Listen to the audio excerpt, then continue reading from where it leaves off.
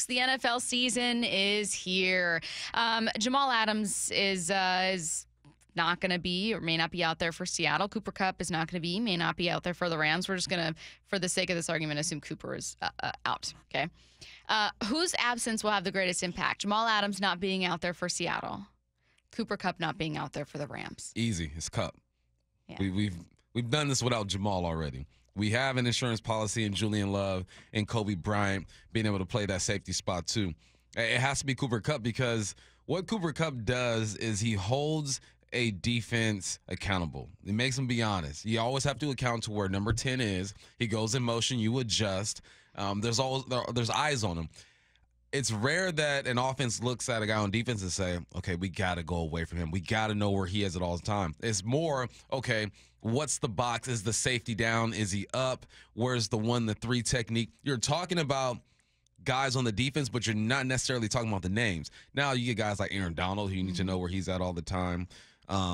You get guys like back in the day, Troy Polamalu. Yeah, always need to know where he is because he's that type of player. But these are greats, Hall of Famers. Right now, Jamal's not a Hall of Famer, right? But he's a very good football player. But the Seahawks have not replaced him, but found people to fill that void for the short term. With Cooper Kupp, man, that's their offense. You got Cam Akers over there. You got Van Jefferson. You got Matthew Stafford. You got Tyler Higbee. The Rams are at their best when Cooper Kupp is out there.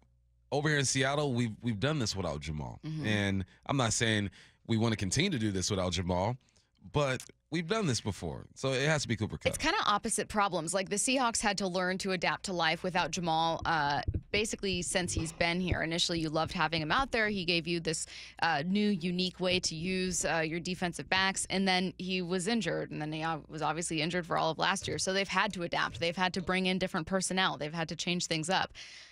The Rams have been heavily looking at 11 personnel. They've had a mostly healthy Cooper Kupp. They have had a mostly healthy Matthew Stafford. This obviously doesn't include last year. Last year was kind of where it came to a head. They were able to lean so much on the effectiveness of those two and of that pass game that they didn't need to develop other pieces. So now suddenly they're like, what's our run game going to be? If we don't have Cooper, like, what do we do? Yeah. Suddenly they're asking themselves a question Seattle might if Jamal had been healthy for most of his time here. Let's flip it for the second half of this and look at just the Seahawks side of things. I have a strange take that I'm developing in real time. Tell me what you think about it. Jamal's absence is obviously impactful in that his presence can be impactful. So without one, obviously you feel the negative.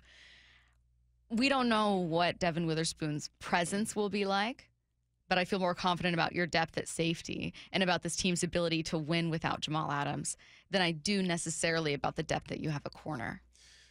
Yeah, I think... so it feels silly to say that the loss of or absence of Witherspoon could be felt more. Yeah, I don't even know what Witherspoon can do.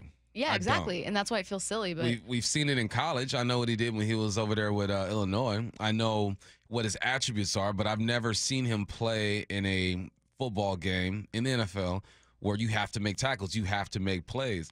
So that's why I want to see him out there, and I understand that he could help this team, but I just don't know how much he would help this team at this point. So it doesn't allow me to like dwell on it just because I've never seen it. I don't know what's there, honestly. But with Jamal, you dwell on the possibilities. Like, man, if he were that guy that we saw in 2021 and he's on this defense now, how much better can this defense be? So it's the anticipation of Jamal because you understand what he is when he's fully healthy. With Devin Witherspoon, I think I know what he can be, but we haven't really seen it. And you're so deep at that corner spot, and I know people can look at Mike Jackson and say, well, he didn't have the greatest preseason. I understand that. But one thing I do know about Mike Jack is that he should be ready to play when the season starts. And then there are other people you can put there if things don't work out. You look at the Jamal situation. We've seen Julian Love. He was a captain over there with New York. He's a veteran in this league. You feel okay about it. But I'm more anxious to see Jamal than I am Devin because I look at Tariq and I say, okay, we're fine. I look at Mike and say, all right, we're good. Trey Brown, good. Kobe Bryant, good. Jamal's the guy who I feel like can transform this defense if he's available and is used the way that we think he's going to be used. I don't like depending on rookies. I just don't like doing it. I don't think any team should depend on rookies because there's no track record in the NFL that makes you believe that they're going to go out there and perform. I love believing in veterans. And I look at Jamal, I look at his career, I look at when he's healthy, and I go, he makes his team so much better when he's out there. He does. And again, we've talked about it before about how people kind of look past Jamal and they get frustrated with his lack of availability. And so they transpose like, oh, his lack of availability means he has a lack of talent. And that's not what it is. And I hear all kinds of comparisons or people treating it like it would be a CJ Prosise situation. Not to bring CJ's name into this, but CJ Prosise's potential was not Jamal Adams' potential. You wanted CJ Prosise to be healthy because you had such a snake-bitten running back room and you wanted some of that diversity with someone who could be a pass catcher too within your offense. It was like, great, if he can do this, what a really versatile weapon. He couldn't stay on the field. Okay. He was also like a third-round pick. You gave up 2 first-round picks for Jamal Adams, who was the number 6 overall pick for the Jets, was an all-pro with the Jets, and was the number 1 sack getter for your defense when he was out there on the field. Set a new NFL record for defensive backs. And